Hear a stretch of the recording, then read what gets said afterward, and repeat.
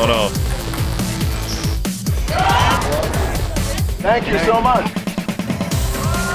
Feel like $1 million. Shout out TMZ, you up? Let me check out that rig. TMZ stands for the Mayweather Zone. How'd you find me, bro? I got my disguise on. I love my TMZ family. Welcome to TMZ Sports. Babcock here. There is a massive gambling scandal that has rocked the NBA. I mean, this is, I think you could probably go back and look at this as one of the biggest gambling scandals ever in American sports history. We're not talking about no-name players. We're not talking about guys that you have not heard of here either. No, we are talking about a Hall of Famer and current NBA head coach in Chauncey Billups, who is in big trouble, seemingly, at least if what the government says happened actually happened. This guy is in big trouble, but it's not just Chauncey Billups, Ed, because there are Terry Rozier is a player who, of course, if you're a basketball fan, you will know this guy is a really good NBA player, a guy who has had a long career, a guy who's still in the league right now, although we'll see what happens. To be determined what the rest of his career looks like. Many other people, Ed, I mean, 30-plus people ultimately involved here. It's really two cases, right? It's a case where players, including Rozier, are accused of manipulating basketball games in order to win sports bets, sports gambling. But then there's a second investigation where the FBI and the other officials say that there were card games that were run by, I'm not kidding here, the Italian mafia. 4 of the 5 families, if you know anything about the Italian mafia, all but the Colombo family. We're talking about the Gambinos, the Genoveses, the Bonanos, and somebody else I'm forgetting. But the major crime families who are alleged to have run these card games where they were cheating using things like X-ray tables to steal money from people who were whales. It's a crazy story, Ed. I guess the best way, and Ed's been working on this thing all day today, so he knows this really well. I think the best way is probably to go through this and take player by player, Ed, right? We'll start with Billups and the card what's going game. on with him? So these alleged mobsters would lure whales or fish to card games under the premise that they're just, high stakes poker games. Right. And they would lure them especially by having Chauncey Billups play them. Because obviously if I go to a card game and I see an NBA Hall of Famer there, this is legit. This is going to be a good time, right? Right. He legitimizes it being there. Well, it's anything but that according to prosecutors. As you said, these mobsters and Chauncey Billups are accused of setting up X-ray tables, special contact lenses, spy cameras, anything else, deck shufflers, anything they could do to gain an edge on these whales. Right. And some even included touch the chip when you have the hand, touch your nose when you don't. Wow. I mean, it's an intricate scheme. And they said that, according to prosecutors, that Billups and the mobsters were able to make over $7 million off this scheme, including one whale lost $1.8 million. Wow.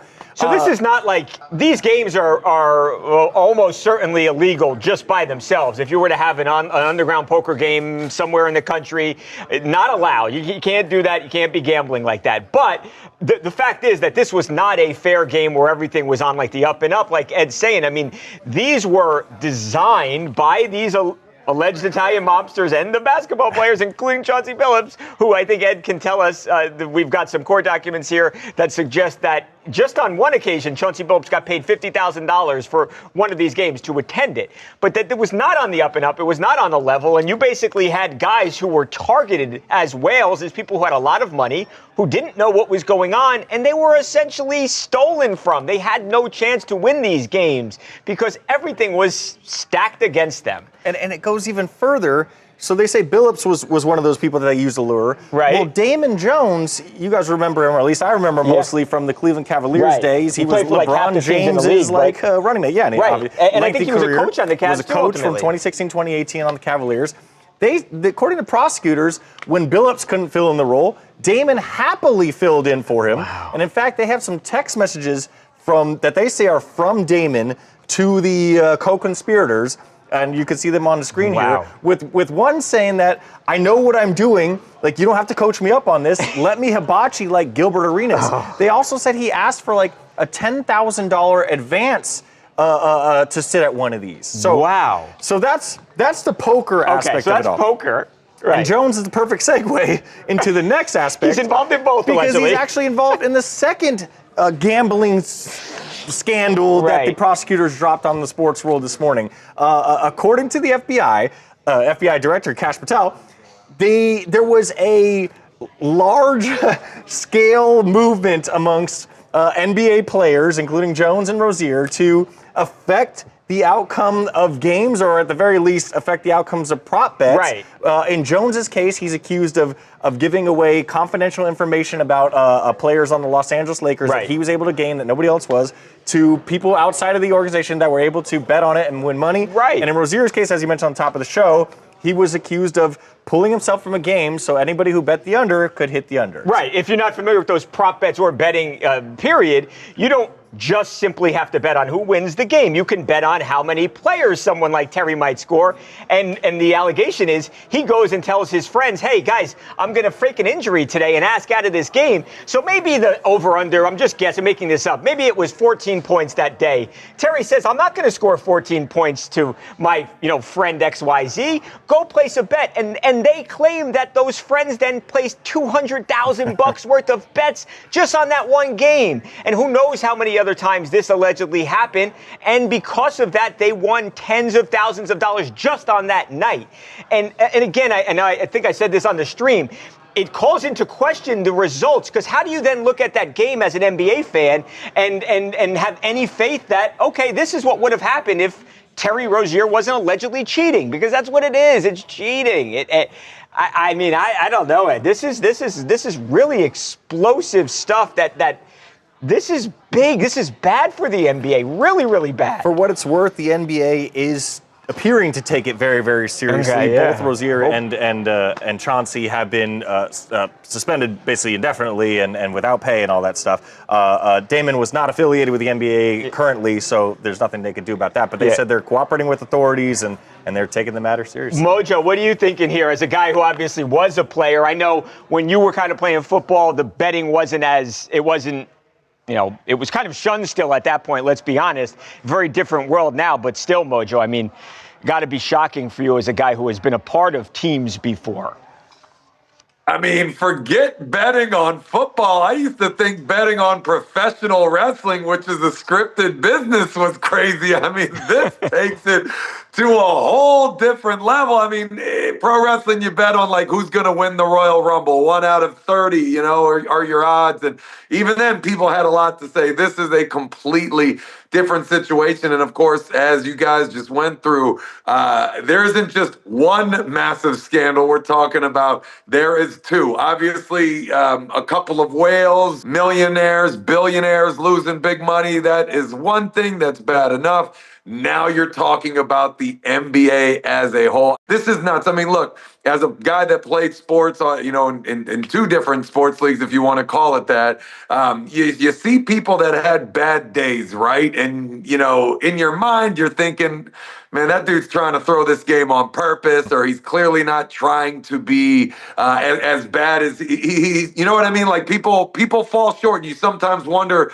what's going on there. I mean, I don't think anyone ever really puts it in their head that they're shaving points or trying to profit off of these things. But now that reality is going to live in the minds of all players and fans. So when you take away the legal aspect, the perception of the game has now changed forever. And anytime someone has a bad game, or maybe they're just being a ball hog, whatever it is, anything that's a little bit outside the norm, now players, coaches, fans, executives, the league, they're all going to be investigating this. And this is going to be a big thing. We're going to be talking about this for so long. Jake Paul says he's ready to shock the boxing world. The problem child makes a bold prediction for his fight against Tank Davis when he joins us next on TMZ Sports.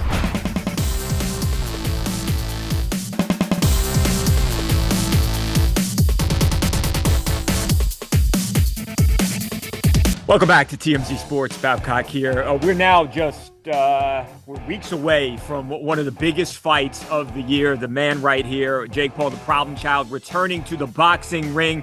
I think, you could make a really strong argument this is the biggest fight of Jake's career, and obviously he has had massive fights. He had fights that have been watched by more than 108 million people, and we are so lucky to be joined by the man himself. Jake, brother, how are you? How's training going here? As again, we're just a couple of weeks away from this thing, Jake. Yeah, feeling good, man. This is definitely the toughest test. I think there's like a lot of things out there about the size and all of this stuff, but people forget that Tank's a top 10 pound for pound fighter, and he's got power in both hands. And skill wise and technique wise, he's been doing this for so long. And so actually internally, like I'm the most scared going into a fight that I've actually ever been, because I know how good these people are that I'm sparring, and being able to see how good they are and knowing how good Tank is. It's actually going to be my toughest test to date. Yeah, I think, Jake, you could make the argument, right? Pound for pound wise, this guy's the most ferocious dude in the whole sport, couldn't you? For sure, for sure. I think he has probably one of the highest knockout percentages in 90 the something entire percent, boxing. right? Exactly. Exactly. And just his speed, his elusiveness, his ring IQ, his conditioning. He's gone 12 rounds so many different times, something that I've never even done. So he's going to be sharp all the way through. I mean, the list goes on and on. And so just actually being vulnerable for a second, it's like, Yeah. this is crazy. This is scary. It's kind of keeping me up at night. Jake, how do you prepare for, like you said, a guy who is shorter than you? How do you find a sparring opponent to replicate something that obviously, there's nobody else out there that's Tank Davis. How do you prepare for a guy that's different stature-wise? Yeah, no, we have world champions. Raymond Ford in the 130-pound weight class. We got Montana Lovin. Shakur Stevenson is coming in this week. So Wow. just sparring against guys on their level, and people who have, been doing this their whole entire lives. But we're really focusing on speed, and not as much on power. I'm not doing as much like weightlifting and all of that stuff. I'm actually trying to like lose some muscle so that I have less weight and so that my punches are coming off faster. When you picture how it goes down, is there something that you see yourself doing? Do you see yourself knocking him out? Do you imagine being victorious? And what would that mean for you? A guy, again, who has only been in this sport for a couple of years. You've turned it on its head. You've had a massive impact, clearly, in just a few years, but it's only been a few years. That's the bottom line. No, exactly. This is my 5th year as a pro, and so I've had to progress faster than anyone else in the sport to be able to compete at this level and to be able to hang in there with these guys. But I do believe that I have the power and the offense to be able to walk Tank into a knockout like I've done with other opponents and set them up for it. And so I am fully confident in my ability, and I think it would be one of the craziest upsets in a long time. But I'll just keep on knocking on all these dominoes, and and showing the world what the hard work that I've put in the gym to be able to accomplish these things. Yeah, it gets to the point where people just got to stop making the excuses and just give you the credit, right? So, again, it's November 14th. Jake Paul, Gervonta Tank Davis. I think it's a fight you can't miss, and it's free. So it's going to be amazing, Jake. We can't wait to watch, brother. I appreciate your time as always. Thank you, man. Appreciate you. Thanks, Jake. Up next, Shaq's custom truck stolen in Georgia. The latest on a wild alleged shipping scheme when TMZ Sports returns right after this.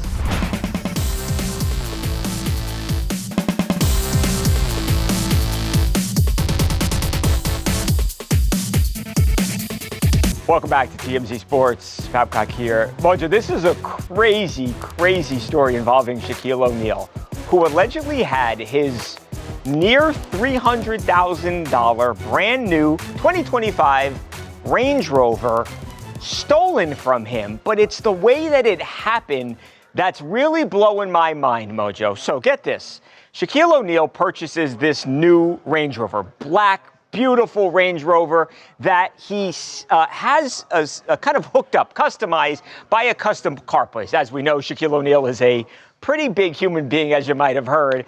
And he doesn't really fit in the car, Mojo, in the normal seats. So he buys the car. He never actually even gets the car because it immediately goes to this car customizing place. And they're going to put the new seats in. Well, That was happening in Georgia, Mojo. Shaquille O'Neal wants the car sent to Baton Rouge, Louisiana. Of course, we know Shaq with the ties to the Louisiana area. So that's where he wants the car shipped to. So the people who are customizing the car, they contact a shipper, and the shipper says, okay, we'll come and we're going to pick up the car and we're going to take it to Louisiana. Well, they come pick up the car, so great. Shaq's about to have a brand new car. Super exciting time, right?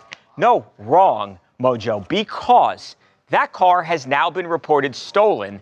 And the story goes, and we've talked to the sheriff's department there in Georgia, we're told they believe that somebody using some sort of cyber attack, they spoofed, they acted like, they pretended like they were the car shippers, and they went and they picked up the car, Mojo, and they stole it. They took it. They were not actually the people, the company that was going to transport the car to Louisiana. So now Shaquille O'Neal has got this, again, like a $300,000 car, totally missing as the police are trying desperately to find the car. So far, they don't have it. Obviously, now trying to also find out who allegedly stole this thing, because Shaq wants his car back. Yeah, first thoughts, Babcock, that come up with this one. I can't imagine, unless he had like a special tie to this automobile, that Shaq is going to be overly upset by this, considering this has got to be an insurance claim, right? Like, he never even got his ride. There was probably multiple errors that happened here, and somebody is absolutely going to make Shaq whole. So consolation prize for him if there was anything he didn't love about the ride. Now he has time to think about how to improve it, because he's probably going to get a brand spanking new one. But I mean, that's crazy. I mean, these are the things you hear about with celebrities being targets, and Shaq is an A-list celebrity. Everyone knows Shaq, not only for what he did on the court, but everything he's done after basketball, maybe even more so for what he's done after basketball. I mean, this guy is ubiquitous, Babcock, for an SAT word for you. He's DJing, he's broadcasting, he's doing all these things. So, I mean, look, there's people that are going to come after you. I mean, this was a pretty impressive heist. I mean, between this, the Louvre jewelry robbery, and everything going on in the NBA right now. Yeah, Mojo, right? Like, it's like, dude, it's straight up out of like an ocean. I mean, I keep saying this. It's like out of a movie. I actually heard they're getting ready to do another Ocean's 11 movie, so there's that. Maybe this is all tied to a marketing scheme to launch that movie. I don't know, but yeah, it's crazy, dude, and that sucks. But again, hopefully Shaq isn't too upset about it. At least they didn't steal it from his own house, and now it's a security and safety issue. But you got to be honest with me, Babcock. As someone who is arch rivals with Shaq, did this story make you at least a little bit happy? Because he's always threatening you. Mojo, I wouldn't want to incriminate myself here, but I may be the one responsible for taking the car. No, just kidding. I wasn't Shaq.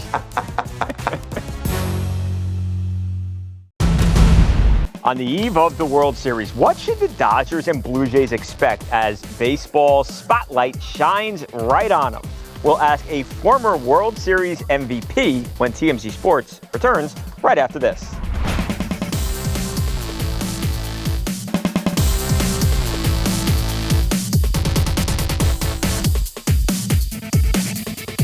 Welcome back to TMZ Sports. I guess the World Series apparently starts tomorrow. No, World Series kicks off tomorrow. The LA Dodgers looking to go back-to-back here as the Blue Jays hoping to ruin the party for LA. And the Dodgers, again, clearly have been there before. They've had a ton of success the last decade. Again, they won last year as well, beat the Yankees. Blue Jays, not so much. So this is it's a high-pressure series. The world's going to be watching, and it's not a regular season game, right? These are hard baseball games to play in. We spoke with somebody who knows a thing or two or three about winning a World Series. Yeah, Dave Stewart, the three-time World Series champ, who's actually won a World Series with both teams. He's one of the only person, if not the only person, to win with both, right? I think. Chatted with us about the advice he'd give to his two former teams going into the matchup, and here's what he had to say. My only advice is enjoy the moment, have fun with the moment, and that helped me to be able to perform in the moment. If you really focus on the fact that I'm in the World Series and millions of people are going to be watching the game, and thousands of people are going to be at a baseball game, I think that that's going to be tough for you to battle.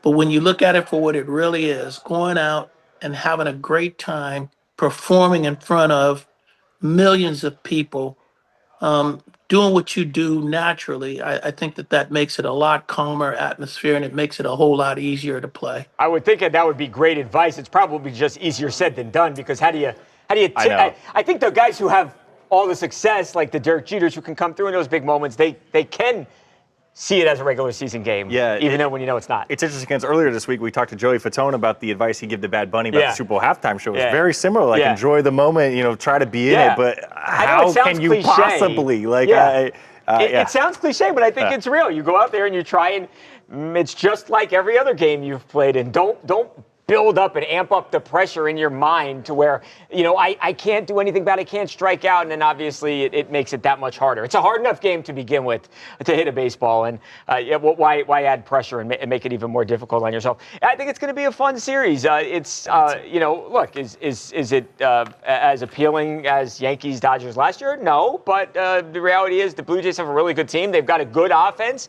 They've got talented baseball players. The Dodgers obviously do too. They struggled at times this season. And now here we are. They are favorites, but not overwhelming favorites. The Dodgers are. So we will see what happens. The World Series kicks off Friday night, Game 1 on Fox. We are very much looking forward to it. A good time of the year here now because we got the baseball World Series, we got the NBA here, and obviously we're middle of the NFL season. So it's a good time to be a sports fan. It's a good time for us here at TMZ Sports. It means we're going to have a lot to talk about. That's exactly what we'll do tomorrow. Have a good night. We'll see you then. I'm a lawyer.